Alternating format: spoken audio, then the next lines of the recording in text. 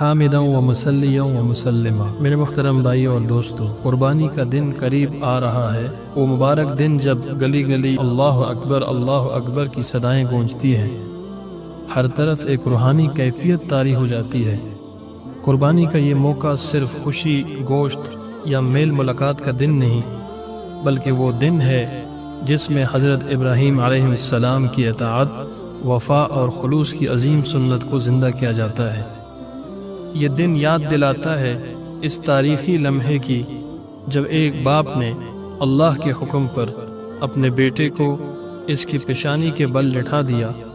وہ تاریخ کا سب سے عظیم لمحہ تھا جب حضرت ابراہیم علیہ السلام اپنی پوری محبت، اپنی اولاد کو اللہ کی رضا پر قربان کرنے کے لیے تیار ہو گئے، اور بیٹا بھی ایسا فرمان بردار کہ اللہ کے حکم کے آگے جھک گئے۔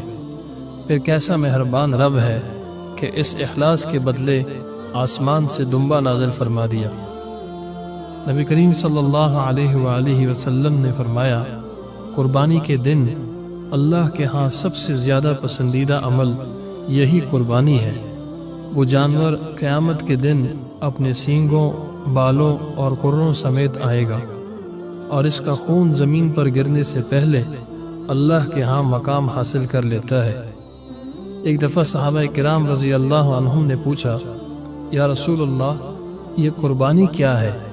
تو آپ صلی اللہ علیہ وآلہ وسلم نے فرمایا، یہ تمہارے باپ ابراہیم کی سنت ہے۔